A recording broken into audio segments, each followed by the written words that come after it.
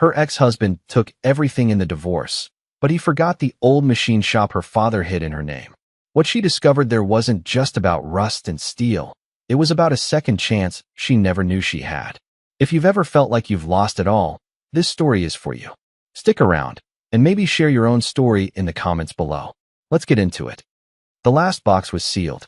I pressed the flat of my palm against the brown cardboard, the tape still tacky under my fingers. It contained nothing of value. Old paperbacks, a chipped coffee mug from a forgotten vacation, a framed photo of my dog, Gus, who was now Mark's dog. The divorce decree had been very specific. The house was his. The furniture, the art, the joint savings account, all his. My contribution, the lawyers had argued, was intangible. Emotional labor, they called it, a currency with no exchange rate. I was left with my clothes, my personal effects, and a car that was 6 months away from needing a new transmission. And this box, this one sad box, the echo in the empty living room was a physical presence. It was the sound of a life being scooped out. For 10 years, this house had been a symphony of small noises. The hum of the refrigerator, the creak of the third stair, Mark's keyboard clacking away in his home office as he built the business I had supported. Now, there was only the hollow percussion of my own breathing. I looked around at the pale rectangles on the walls where our pictures used to hang, ghosts of a life I no longer recognized. It was strange how quickly a home could become just a house. It was just wood and drywall and wiring, a container I was about to be discarded from. I ran a hand along the dust-free mantelpiece. My cleaning habits had died hard. Even in the last week, knowing none of it would be mine, I had wiped down the counters, vacuumed the floors, polished the faucets. It was a compulsion, a need to maintain order even as my world spun into chaos. Mark had called it my nesting instinct. He'd said it with a smile, but it always felt like a label, a way to file me away in a neat little box labeled wife. Now the nest was empty, and the bird was being kicked out. My phone buzzed in my pocket, a harsh, unwelcome vibration against my leg. I almost didn't answer it. It could be Mark, calling to ask if I was gone yet, his voice polite but firm, the way you'd speak to a contractor who'd overstayed their welcome. But the name on the screen was Arthur Davies, my lawyer, a man whose voice had become the soundtrack to the worst year of my life. I slid my thumb across the screen. "Hello, Arthur, Anna," he said. His voice was dry, like rustling paper. "Just calling to check in. Have you vacated the premises? A legal term for being kicked out of your own life." "Almost," I said, my voice tight. "Just me and one last box of memories." He didn't want. There was a pause. I imagined him on the other end, sitting in his leather chair, surrounded by the tidy files of other people's broken lives. He was a good man, I thought, but he was insulated from the wreckage he managed. "I'm sorry, Anna. I know this is difficult. It is what it is," I replied, the phrase a shield I had learned to use. It meant everything and nothing. It meant I was drowning but didn't want to make a scene. "The final transfer of funds should be in your account by tomorrow," he continued. "All business now. It's not much, as you know, but it's what we could secure." Not much was an understatement. After paying Arthur's fees, I'd have enough to rent a room somewhere for a few months, if I was lucky. Enough to feel the full weight of my failure in slow motion. "Thank you, Arthur, for everything." I was ready to hang up, to sink into the quiet misery of the empty house for a few more minutes before I had to hand over the keys. "Wait, Anna," he said, a different tone in his voice. Something less practiced. "There is one other thing. It's a bit of an anomaly, and I wasn't sure if I should even mention it. It's likely nothing." I leaned against the wall, the cool plaster a shock against my skin. "What is it?" "While my paralegal was doing the final asset search, a property record flagged your name. Not a joint property with Mark. Just you. Anna Gable. Your maiden name." My heart gave a painful little thump. "I don't own any property. According to the county clerk's office, you do. It was transferred into your name 18 years ago, on your 18th birthday. A quitclaim deed. The taxes are minimal and have been paid automatically from a trust account that was set up at the same time. An account that still has a few $1,000s in it. By the way," my mind was a blank. 18 years ago. I was just out of high school. My father had been gone for 2 years, and my world was a blur of grief and confusion. "Who transferred it?" I asked, my voice barely a whisper. "Your father," Arthur said. "Michael Gable." The name hit me like a physical blow. My father. He had been a mechanic, a man of grease and steel, with hands that were calloused but gentle. He could fix anything, from a lawnmower engine to a broken heart. He died in a car accident when I was 16, a sudden, brutal amputation of my world. His affairs had been a mess. A small life insurance policy that barely covered the funeral, a mountain of debt from a business venture that had failed, and a mortgaged house we lost a year later. My mother had already passed years before, so I went into the system, a ward of the state until I aged out. The idea that he had left me something, hidden something away, felt impossible. That can't be right, I said. He had nothing. We lost everything. The records are clear, Arthur insisted. It's a commercial property. Lot 7, on the old industrial cul-de-sac off Route 4. The address is 14, Steelhead Drive. Does that mean anything to you? Steelhead Drive. The name was a ghost from a half-forgotten dream. It was where his shop was. Not the garage he worked out of at the end, but his first place. A place he'd lost, I thought, long before I was even born. A place he only ever mentioned in sad, whiskey-soaked stories about what could have been. I think so, I stammered. It was his old machine shop. But he sold it. He had to, apparently not, Arthur said. He transferred the deed to a holding company and then, years later, transferred it to you. It's yours, Anna. Free and clear. Mark and his lawyers never found it because it was in your maiden name and the tax payments were automated. It flew completely under the radar. I slid down the wall until I was sitting on the polished hardwood floor, my last box beside me like a tombstone. A machine shop. An old, forgotten, probably derelict machine shop. What in God's name was I supposed to do with a machine shop? What's it worth? I asked, the question tasting like ash in my mouth. Hard to say without an appraisal, Arthur replied. The land in that area isn't prime, but it's not worthless. Developers have been sniffing around the old industrial parks. You could probably sell it for a quick 50, maybe 75,000. After taxes and fees, it would be a start. A real start, $50,000. It felt like $1 billion. It was a lifeline. It was an escape. It was a way out of the suffocating terror that had been my constant companion for the last year. I could move, start over somewhere new, somewhere Mark's shadow didn't loom over every street corner. I could breathe again. Anna, are you there? I'm here, I said, my voice thick with unshed tears. Thank you, Arthur. Thank you, don't thank me, he said, his voice softening. Thank your father. I hung up the phone and sat there in the echoing silence. My father, the man I had mourned for half my life. The man I thought had left me with nothing but memories. He had left me a secret. A rusty, forgotten, $50,000 secret. I looked at the box beside me, filled with the worthless fragments of a life with Mark. And for the first time in a very long time, I felt a flicker of something other than despair. It wasn't hope, not yet. It was something sharper, more dangerous. It was curiosity. I stood up, my knees cracking in the silence. I picked up the box. It felt lighter now. I walked out of the house for the last time, not looking back at the pale ghosts on the walls. I had a new ghost to chase. The drive to Steelhead Drive was a journey back in time. It was on the other side of the city, a place I hadn't been to since I was a child.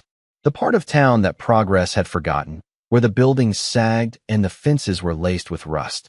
As I drove, the sleek, modern architecture of Mark's world gave way to the blocky, utilitarian structures of my father's. Brick warehouses with smashed windows stared at me like hollow eye sockets. Weeds grew thick in the cracks of the pavement. This was a place of industry, but the industry was long dead. My car, a 10-year-old sedan that had seemed so shabby in the driveway of my former home, looked almost new here. I turned onto Route 4, the road my father used to take to work every day. I remembered sitting in the passenger seat of his old pickup, the vinyl cracked and hot against my legs, the air thick with the smell of gasoline and cheap coffee. He would point out landmarks, not mountains or rivers, but factories and workshops. See that place, Annie, he'd say, gesturing with his chin. They make the gears for the big mills. And that one over there? They temper the steel for the bridge supports, to him. This wasn't an ugly part of town. It was a living, breathing machine, and he knew how every part of it worked. Now, the factories were silent. The smokestacks were cold. The machine was broken. Steelhead Drive was less a street and more a paved suggestion. It was a short cul-de-sac branching off the main road, ending in a chain-link fence overgrown with ivy. There were only 4 buildings on the street, all of them in various states of decay. And there, at the very end, was Lot 7. It was smaller than I remembered, or maybe I was just bigger. The building was a simple, corrugated steel structure, the kind you could order from a catalog. The paint, once a cheerful barn red, had faded to a mottled, rusty pink. The large roll-up garage door was streaked with grime, and the smaller office door next to it had a sheet of plywood where a window used to be. A faded sign hung crookedly above the door, the letters barely legible, Gable and Son. My grandfather's name was Walter. He died before I was born. My father was the son. The sign was a lie he'd kept up his whole life, a tribute to a man he barely knew. It was a monument to a broken lineage. I parked the car, the crunch of gravel under the tires the only sound. I sat for a long moment, just looking at it. This was my inheritance. Not a house, not a stock portfolio, but this sad metal box. A place of failure. The place my father had lost, the failure that had haunted him, the one he never truly recovered from. And he had given it to me. Why? Was this some kind of cruel joke? A final lesson in disappointment? I got out of the car. The air smelled of damp earth and decay. Arthur had emailed me the information for the lockbox, which was supposedly attached to the gas meter. I found it, a small, gray metal box, caked in dirt. The combination was my birthday. Of course it was. The dials were stiff, but they turned. The box clicked open. Inside was a single, heavy, old-fashioned brass key. It felt cold and real in my hand. I walked to the office door.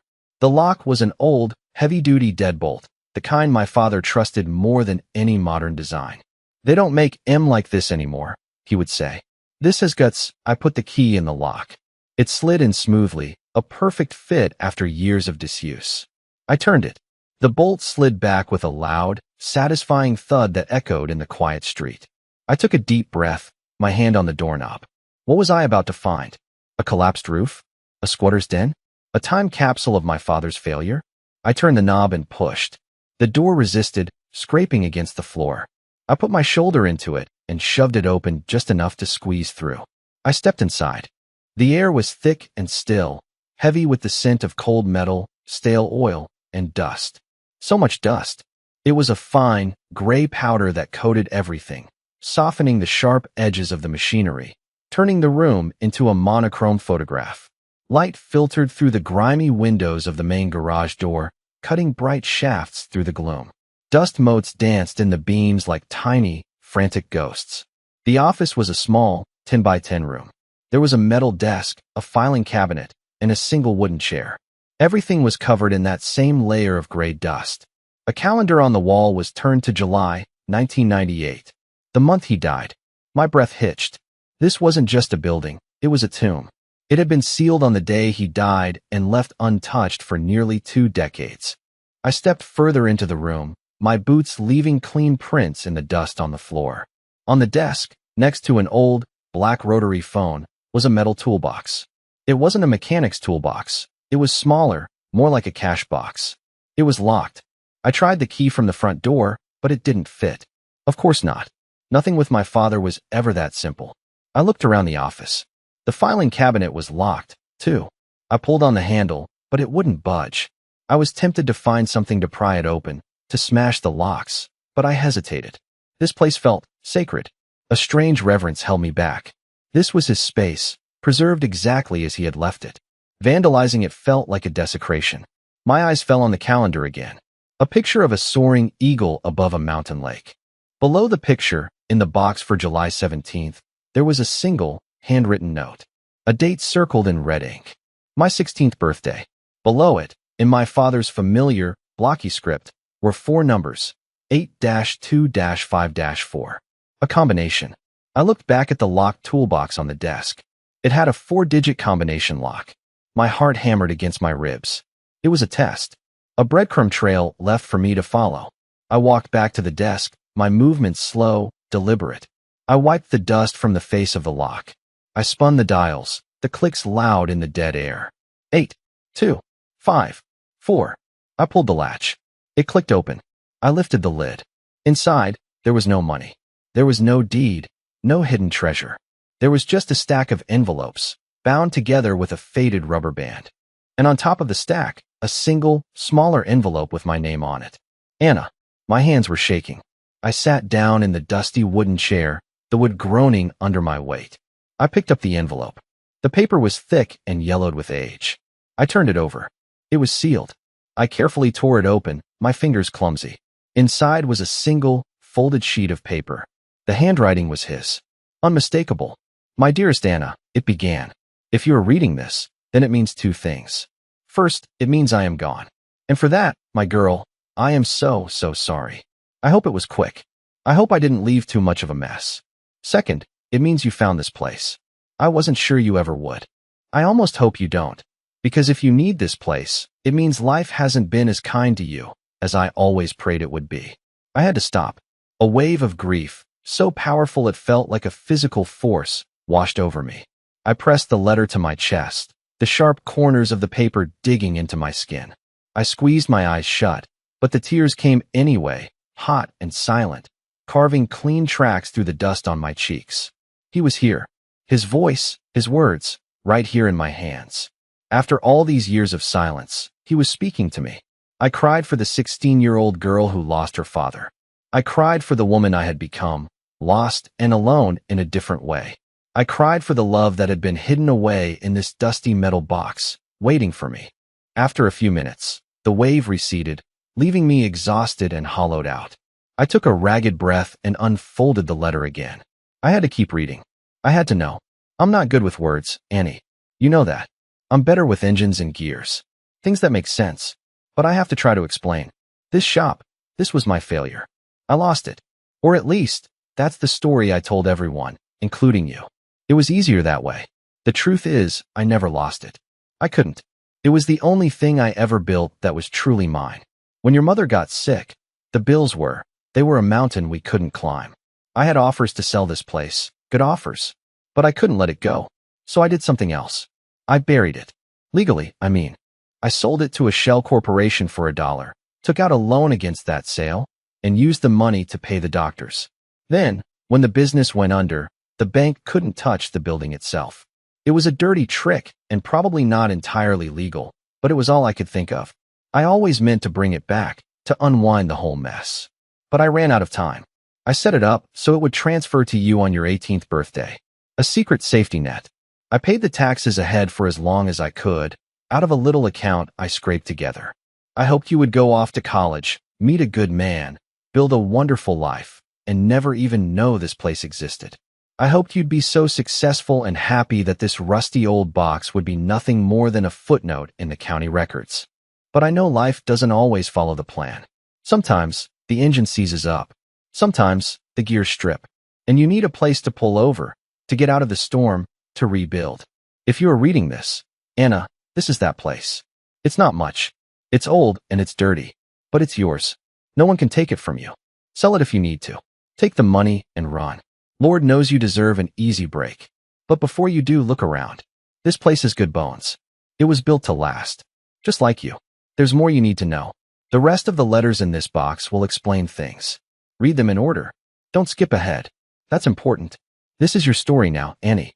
Do what you have to do. All my love, Dad. I read the letter 3 times, the words blurring and sharpening. A safety net. A place to rebuild.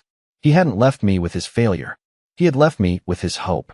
He had seen a future for me that I couldn't see for myself, a future where I might be strong enough to stand on my own 2 feet. He hadn't trusted the world to be kind to me, so he had built me a shelter. I looked around the dusty office, at the silent, hulking shapes of the machines visible through the doorway to the main shop. It didn't look like a shelter. It looked like a ruin. But as I sat there, in his chair, holding his last words, a strange feeling began to bloom in my chest. It was the feeling of a key turning in a lock I didn't even know was there. The weight of my past, the divorce, the loss, the feeling of being utterly adrift, didn't disappear. But it shifted. It was no longer the only thing I could feel. Now, there was something else beneath it. A foundation. It was old and dusty and buried under years of neglect. But it was there. It had good bones. I picked up the stack of letters. The rubber band had grown brittle with age and snapped in my fingers. There were 5 more envelopes, each one numbered in his blocky script. 1 through 5. Read them in order. Don't skip ahead. I took the first one.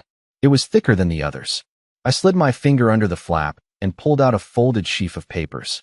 It wasn't a letter. It was a blueprint.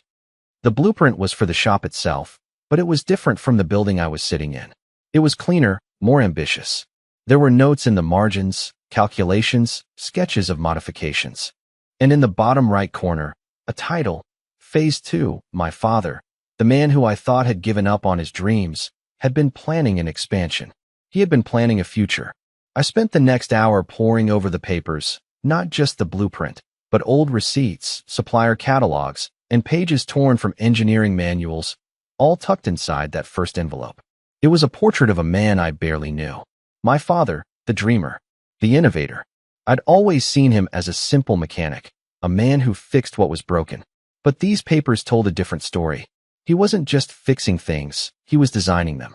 There were sketches for a new type of high-efficiency hydraulic press, notes on a custom gearing system, ideas for a more durable alloy he was trying to create. It was all theory, of course, scrawls and numbers on paper. But the intelligence behind it, the ambition, was staggering. He wasn't just running a machine shop. He was trying to reinvent it. And he had failed. Or, more accurately, he had been interrupted. Life had gotten in the way. My mother's illness, the debt, my own childhood. His dreams had been sacrificed for us. The weight of that knowledge was immense. This wasn't just a building he had saved for me. It was a dream he had passed down. I moved on to the second envelope. Inside was a letter, shorter this time. Annie, if you're reading this, you've seen the plans. That was the dream. Maybe a foolish one. But a man's gotta have a dream, right? Now for the practical stuff. This place is a mess, I know.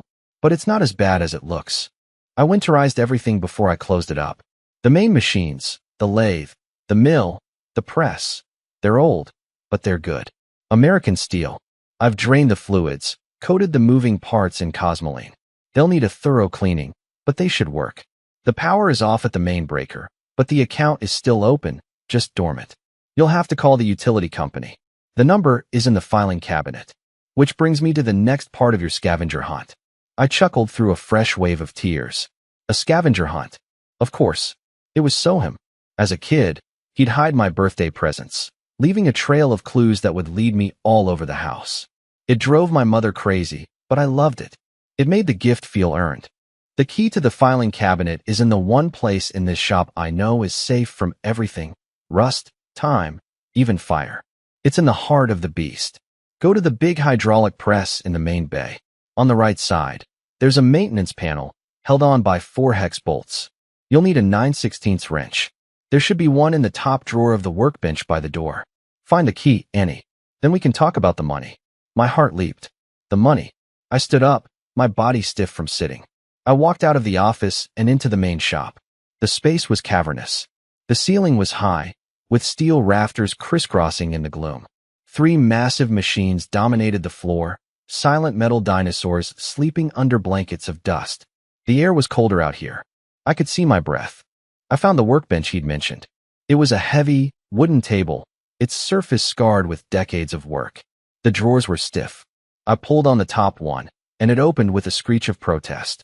Inside, nestled in a felt liner, was a set of pristine wrenches, each one in its designated slot. No dust.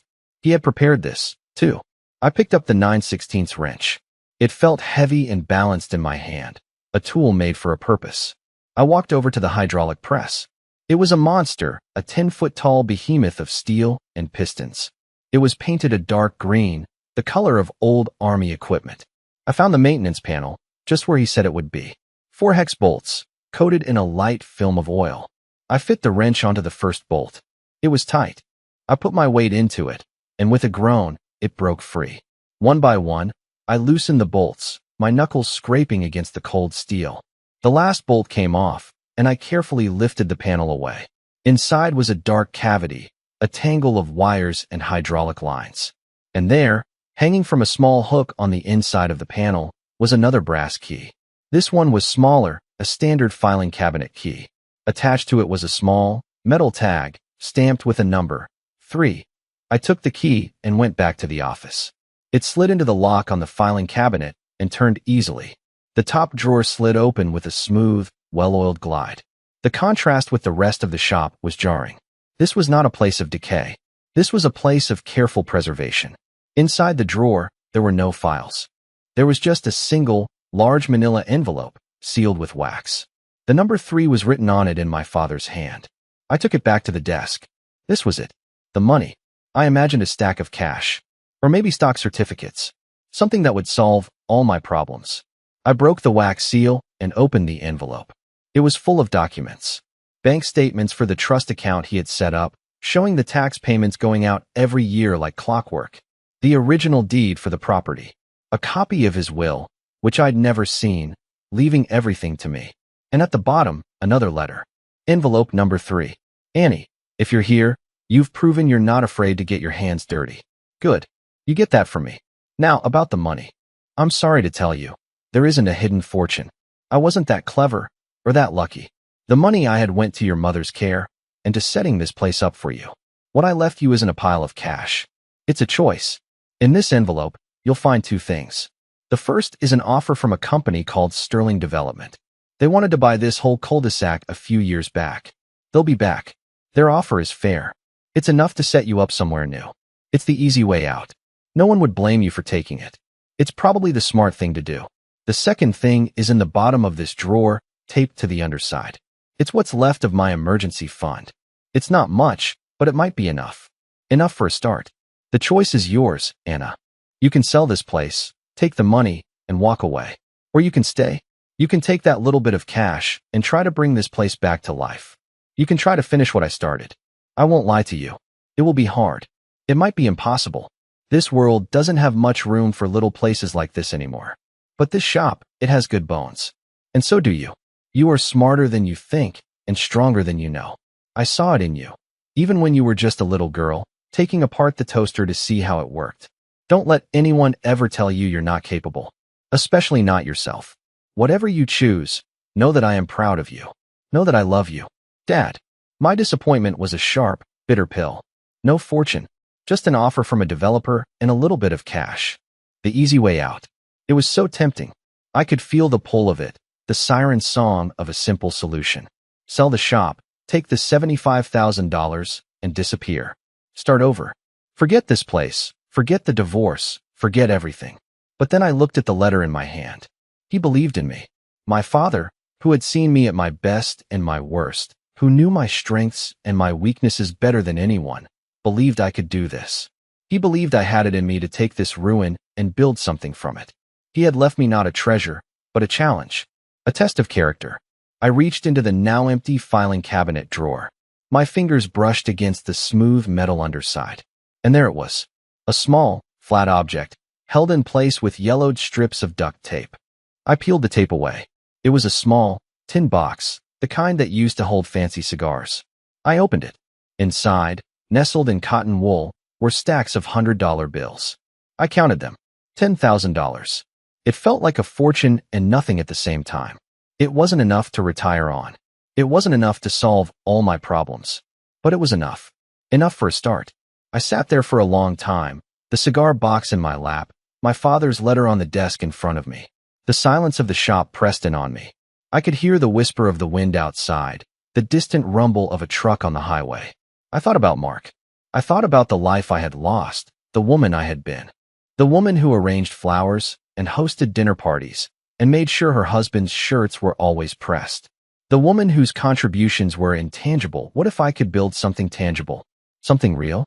Something made of steel and sweat and grit. Something that was all mine. The choice was clear.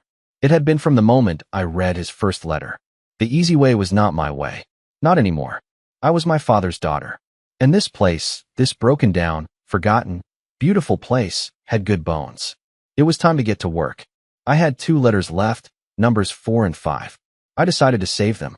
They were for later, for when I needed them. Right now, I didn't need words. I needed action. I stood up and walked back into the main bay. I looked at the lathe, the mill, the press. My machines. My inheritance. My future. I didn't know the first thing about machining. I didn't know how to clean them, how to power them, how to make them work. But I knew how to learn. My father had taught me that. I found a broom in a corner, the bristles stiff and matted. I started to sweep. The dust rose up in a thick cloud, choking me, filling my eyes and my lungs. But I kept sweeping. With every stroke, I was clearing away not just the dust of 20 years, but the dust of my own inertia. I was sweeping away the ghost of the woman I had been, the woman who let things happen to her. I was making space for someone new. I worked for hours, until my arms ached and my back was screaming in protest. The sun began to set, sending long, orange fingers of light through the grimy windows. I had cleared a small island of clean concrete in the center of the shop. It wasn't much, but it was a start. It was a claim. This place is mine. As I leaned on the broom, catching my breath, my phone rang. I pulled it out of my pocket, my hand black with grime. The screen was cracked, but I could read the name. Mark. My heart seized in my chest. I hadn't spoken to him in weeks, not since the final court date. Our communication had been reduced to the sterile back and forth of lawyers. I let it ring, the cheerful, generic tune a jarring intrusion into the solemn quiet of the shop. It went to voicemail. I stood there, my hand shaking, waiting. A minute later, it buzzed again. A text message.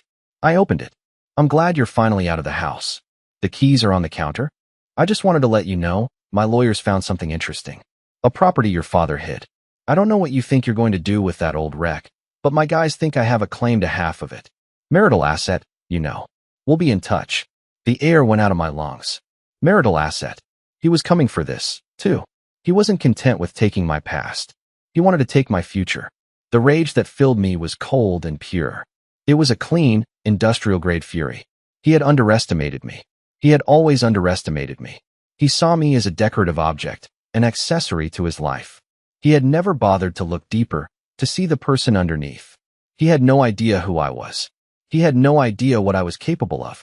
I looked at the phone in my hand, at his smug, entitled words. I thought about the $75,000 offer from the developer. The easy way out. I could sell the shop, give him half, and walk away with 37 grand and my freedom. It was the logical thing to do. It was the safe thing to do. But I was done with being logical and safe. I typed out a reply, my thumb jabbing at the screen. You forgot one thing, Mark. The shop isn't in my married name. It's in my real name. It's mine. And if you want it, you'll have to come and take it. I hit send. Then I blocked his number. And I went back to sweeping. The fight was just beginning. But for the first time in my life, I was ready for it. The next few weeks were a blur of motion. I cashed out the small trust account Arthur had found, which gave me another $4,000. With the $10,000 from my father's emergency fund, I had a war chest. It wasn't much, but it felt like a king's ransom. My first act was to find a place to live. I rented a small, furnished room above a bakery a few miles from the shop.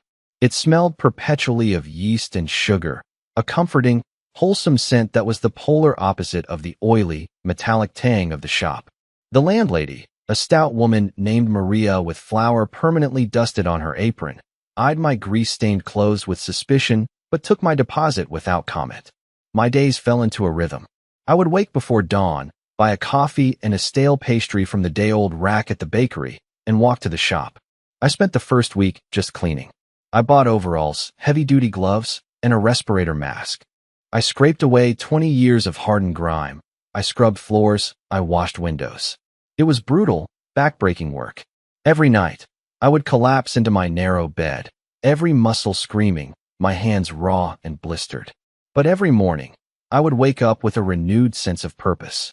I was not just cleaning a building, I was reclaiming myself.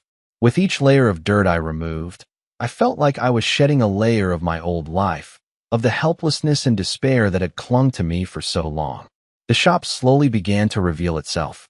Underneath the dust and grime, the machines were beautiful. They were monuments of American iron, built with a pride and craftsmanship that no longer existed. The lathe was a huge, green monster from the 1950s, its controls a symphony of polished chrome levers and dials. The milling machine was a newer, but still formidable, Bridgeport model. And the press, my father's beast, stood silent and powerful in the center of the room. I followed my father's instructions from the second letter. I bought gallons of degreaser and spent days cleaning the cosmoline off the moving parts, a sticky, resinous goo that fought me every step of the way. I found the old user manuals in the filing cabinet, their pages brittle and yellowed, and I read them at night in my little room until my eyes burned. I was a student again, and my father was my teacher. His notes were everywhere, tucked into the manuals, written on scraps of paper, even scribbled in chalk on the sides of the machines themselves. Check tension here, go easy on this gear, it's touchy, never, ever force it. It was a conversation across time. He was guiding me, helping me understand the language of these metal beasts. The day I called the power company was a milestone. The man who came out was old, his face a roadmap of wrinkles. He looked at the ancient breaker box with a sigh. Haven't seen one of these in a while, he said, shaking his head. You sure you want to turn this on? Could blow the whole grid, it's been maintained, I said, with more confidence than I felt. He gave me a doubtful look, but did his job. He threw the main switch. The lights flickered, hummed, and then came on, bathing the shop in a steady, fluorescent glow. It was like watching a body come back to life. Later that day, I stood in front of the lathe. I had cleaned it, oiled it, and read the manual a dozen times. My heart was hammering. This was the moment of truth. I took a deep breath and pressed the on button. For a second, nothing happened. Then, with a low hum that grew into a powerful, steady whir, the motor kicked in. The chuck began to spin, slow and true. It was alive. I put my hand on the cold metal body of the machine, and I could feel the power vibrating through it. I laughed, a loud, joyful sound that echoed in the huge space. It worked. It actually worked. I spent the next few days bringing the other machines online. The mill, the drill press, the grinders. Each one came to life with the same reassuring hum of stored power. They were ready. The question was, what was I going to do with them? My father's plans for Phase 2 were ambitious and far beyond my abilities. I needed to start smaller. I needed a project. I found it in the fourth envelope, which I opened one evening after a particularly grueling day. Inside was not a letter, but a single, detailed schematic. It was for a small, simple tool, a custom-made vice grip with a specialized head for holding odd-shaped pieces of metal. At the bottom of the schematic was a note. Annie, this was the first thing I ever made in this shop that was my own design. It's not fancy, but it's useful. Every good mechanic needs one. Maybe you could make one, too, just to get the feel of the machines. The materials are in the steel rack by the back wall. It was a test. Another one of his loving, maddening tests. Could I follow a plan? Could I turn a drawing into a physical object? Could I make something real? I decided to try. The next morning, I found the bar of raw steel in the rack.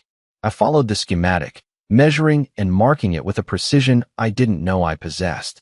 The first step was to cut it to length on the big bandsaw. I had never used a power tool bigger than a kitchen mixer. My hands were shaking as I clamped the steel in place and turned on the saw. The blade screamed to life, a terrifying, high-pitched whine. I slowly guided the steel into the blade. Sparks flew, a brilliant, terrifying shower of orange light. The noise was deafening, but I held my ground, my hands steady, feeding the metal into the hungry teeth of the saw. When it was done, I had a clean, straight cut. I had done it. I had taken the first step. The next steps were more complex, involving the lathe and the milling machine. My first attempts were clumsy failures. I cut too deep on the lathe, ruining a piece of steel. I misaligned the piece in the mill, and the cutting head chattered horribly, leaving a jagged, ugly scar. I wanted to scream, to throw the tools across the room. I felt the old frustration, the old feeling of inadequacy, creeping back in. I was an imposter. I was a party planner, not a machinist. What was I thinking? I sank onto a stool, my head in my hands, the smell of hot, ruined metal filling my nostrils. I was ready to give up, to call the developer, to take the easy way out. And then my eyes fell on the workbench. My father had welded a small steel plate to the side of it, and stamped into the plate were two words, "Try again." It was a message from him, a command.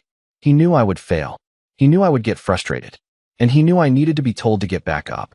I took a deep breath. I threw the ruined piece of metal in the scrap bin. I got a new piece of steel from the rack. And I tried again. This time I was slower, more careful. I listened to the machines, to the sound of the cutting tool against the metal. I learned to feel the difference between a clean cut and a forced one. It took me a week of long days and frustrating nights, a week of small cuts and tiny adjustments. But finally, I had all the pieces. I assembled them on the workbench, my hands trembling with anticipation. The joints fit perfectly. The screw mechanism turned smoothly. I had made a tool, a real, solid, steel tool. I held it in my hand. It was heavy and a little rough around the edges, but it was perfect. It was the first thing I had ever built with my own two hands. I had turned a piece of raw material into something useful, something with a purpose. And in doing so, I had done the same thing to myself.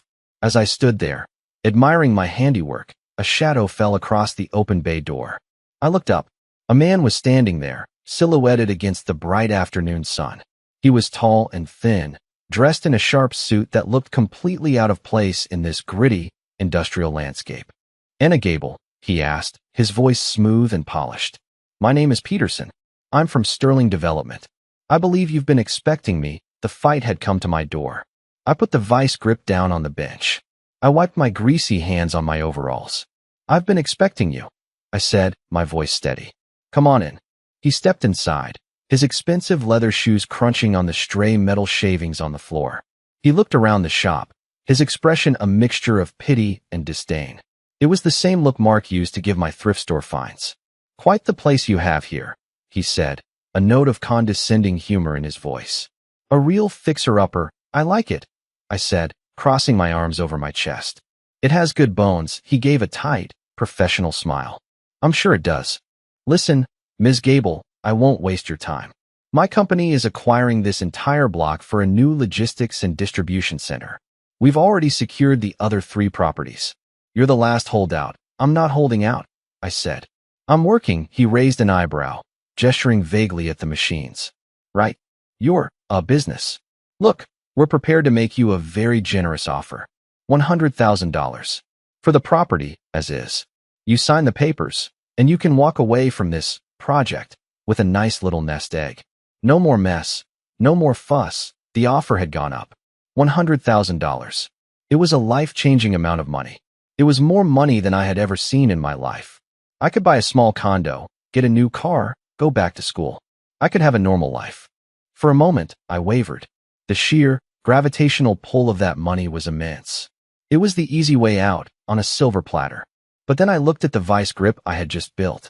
I looked at the machines I had so painstakingly brought back to life. I thought of my father's words. "You are stronger than you know." This wasn't just a property. It was my father's legacy. It was my future, and it wasn't for sale. "Thank you for the offer, Mr. Peterson," I said, my voice calm and firm. "But the answer is no." He blinked, genuinely surprised. He clearly wasn't used to being told no. "I don't think you understand, Ms. Gable. This isn't a negotiation. That's our final offer. The project is moving forward, with or without you. We can make this easy, or we can make it very, very difficult. We can tie you up in zoning challenges and eminent domain proceedings for years. You'll spend every penny you have on lawyers, and in the end, you'll lose. This is your one chance to walk away with something." It was the same tactic Mark had used. Bullying, veiled in the language of reason. "I'm not selling," I repeated. His friendly facade dropped. His eyes turned cold. "You're making a big mistake," he said, his voice flat.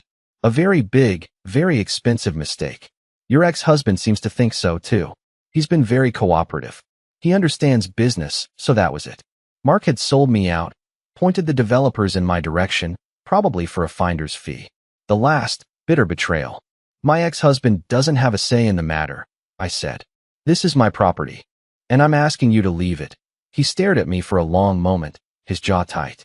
Then he turned and walked out, his footsteps sharp and angry on the concrete. I watched him get into a sleek, black car and speed away. I was alone again in the quiet of the shop. But I wasn't scared. I was terrified. What had I just done? I had just turned down $100,000 and declared war on a powerful development company. I was out of my mind. I walked back to the office and sank into my father's chair. I needed guidance. I needed him. I opened the desk drawer and took out the last envelope. Number 5. My hands were shaking so badly I could barely open it. Inside was the last letter. "My dearest Anna, if you are reading this, it means you chose the hard way.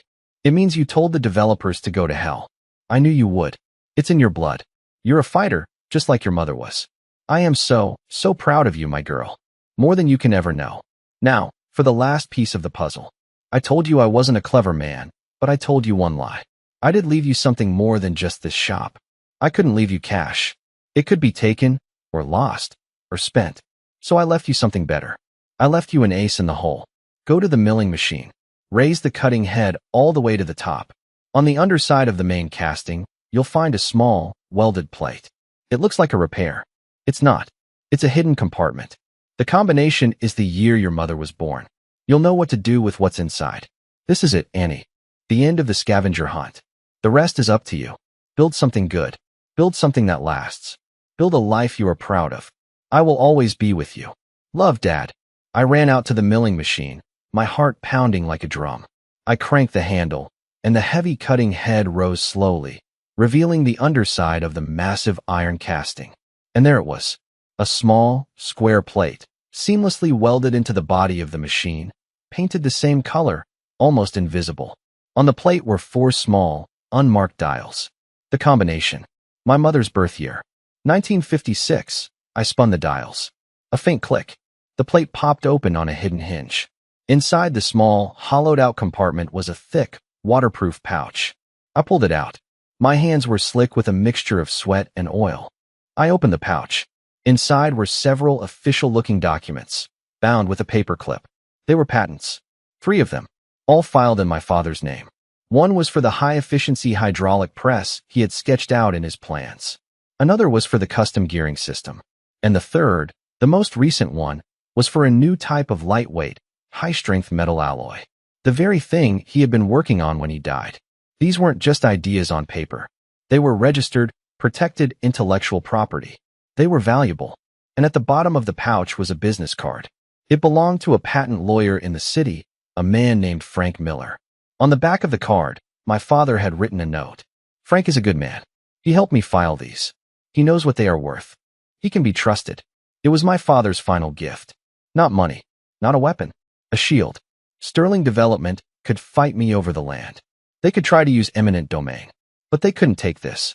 These patents were a separate asset, a business in and of themselves. A business I now owned. I had a choice. I could use these patents as a bargaining chip, a way to force a better settlement out of Sterling. Or I could do something bolder. I could do what my father never got the chance to do. I could build them. I could turn his designs into reality. Right here, in his shop. The next morning, I called Frank Miller. His voice was old and kind. He remembered my father well. Michael Gable, he said, a note of fondness in his voice. He was a brilliant man. A true original. Ahead of his time.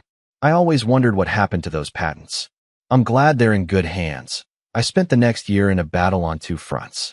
By day, I was in the shop, learning, practicing, honing my skills. I started small, making custom tools for local mechanics and contractors. The vice grip I had made was my first product.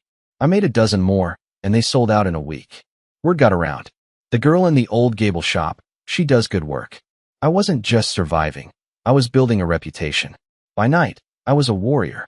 With Frank Miller's help, I fought Sterling Development at every turn. They filed zoning challenges, claiming a heavy industrial business was no longer permitted in the area. We countered, proving the shop was grandfathered in. They sent inspectors, who nitpicked every detail of the building, from the wiring to the plumbing. I used the money I was making to fix every single violation, working late into the night to bring everything up to code. They tried to sue me, claiming my business was a nuisance. We countersued for harassment. It was a war of attrition, designed to bleed me dry. And it almost worked. There were times when I was down to my last $100, when I thought I would have to sell. But every time I was about to break, a new order would come in, or an old mechanic would show up and press a few $100s into my hand for a job I'd done, telling me to keep fighting the good fight. I wasn't alone. I had a community. And then, Frank Miller played my father's ace. We filed an injunction against Sterling's development plan, claiming that their proposed logistics center, with its heavy truck traffic and vibrations, would interfere with the precision work required to develop my father's patented alloy. We argued that my business had the potential to bring high-tech manufacturing jobs to the area, a far greater public good than a low-wage warehouse. It was a long shot, but it worked. A judge, intrigued by the story of a daughter resurrecting her father's legacy, granted a temporary injunction. Sterling Development was stopped dead in its tracks. A week later, Mr. Peterson came back. He didn't wear a suit this time. He wore slacks and a polo shirt. He didn't look arrogant. He looked tired. He found me in the shop, standing in front of the hydraulic press, my father's plans spread out on the workbench. "You win," he said, without preamble. "What do you want?" I looked at him, and I didn't feel anger or triumph. I just felt calm. I want to be left alone, I said. I want to build my business. And I want you to replace the fence at the end of the cul-de-sac. It's an eyesore. He stared at me, then let out a short, sharp laugh. The fence. And I want you to repave the street, I added. It's full of potholes. He shook his head in disbelief. That's it. You have me over a barrel, and you want me to fix the road? It's my road, I said. And I want it fixed, he agreed. The lawsuits were dropped. The new fence went up the next week, and a month later, a crew came and laid down a fresh, smooth layer of blacktop on Steelhead Drive. Sterling Development redesigned their project, building it a mile down the road. They left my little cul-de-sac, my little island of industry, in peace. It's been 5 years since that day. The shop is no longer quiet. The hum of machinery is a constant, steady heartbeat. I have 2 employees now, young apprentices from the local trade school, eager to learn the craft. We don't just fix things anymore. We build them. We manufacture the components for my father's patents, selling them to aerospace and medical device companies. Gable and daughter, the new sign says. It's a good business. A business that lasts. I never became a millionaire. I still drive an old car, and I live in a small apartment, though it's a bit bigger than the room above the bakery now. The money was never the point. The point was the work. The point was the building. The point was taking something broken and making it whole again. I sometimes walk through the shop at night, after the employees have gone home. The air still smells of oil and metal, but now it's the smell of creation, not decay. I run my hand over the cool, solid bodies of the machines, my machines, and I feel a profound sense of peace. My father gave me more than a building. He gave me more than his patents. He gave me a map back to myself. He knew I would get lost. He knew I would fall. And he left me a trail of breadcrumbs, not to lead me to a treasure, but to lead me back to my own strength, my own capabilities, my own heart. He taught me that the most valuable inheritance isn't something you're given. It's something you build. And what I've built here, in this old, rusty, beautiful machine shop, is more than a business. It's a home. It's a life. And it's all mine. This whole journey started because I lost everything. Or at least, I thought I did. But sometimes, losing everything is the only way to find what truly matters. It's the only way to clear out the debris and find the foundation that's been there all along. Have you ever been through something like that? A moment that felt like an ending, but turned out to be a beginning in disguise? I read all the comments, and I've learned that so many of you have your own stories of resilience, of finding a hidden strength you never knew you had. Share it below. Your story matters.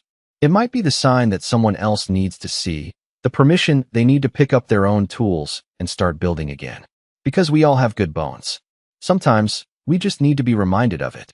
If these are the kinds of stories you want to see, stories about real people finding their way through hard times, then hit that subscribe button. Join this community. We're all in this together, just trying to build something that lasts. Thanks for listening.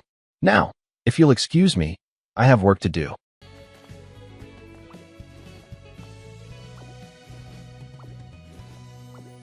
Okay.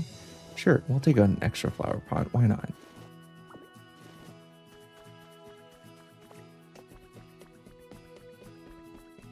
Yeah, the other thing is, I guess, like, the reason why all the Pokemon didn't realize what was happening is because they, like, sent them into the Pokemon storage system before they left, right? To, like, kind of keep them safe. And so that's kind of what's happening all around everywhere, is that, like, we woke up after, like, being released from the system for whatever reason.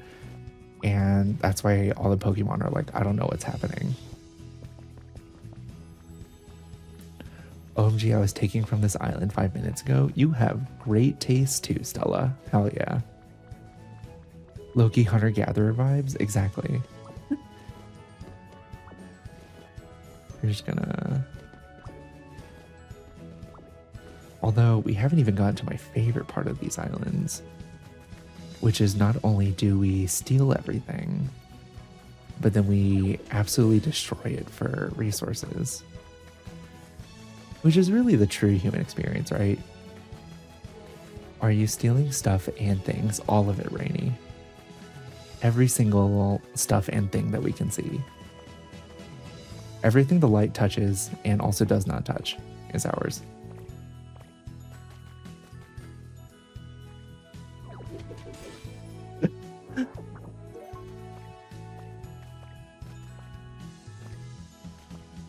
Me when I open my fridge. You know what? Yes, absolutely. It's so silly and funny. Yeah, for sure. I can't believe they just let you do it.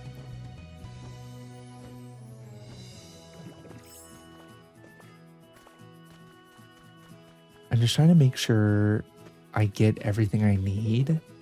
We also need to go talk to Mewtwo so we can invite him, but I'm trying to make sure we do that first before we destroy this island.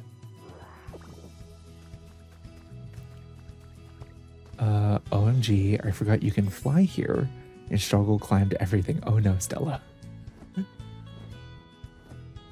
Also, thanks for hopping in, Rainy and Stella. Appreciate it, you guys.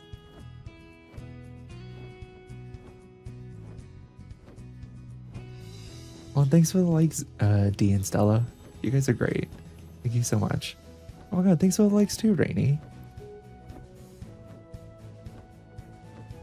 Okay. Oh wait, why am I doing this? I can do this. I forget we can real fly now.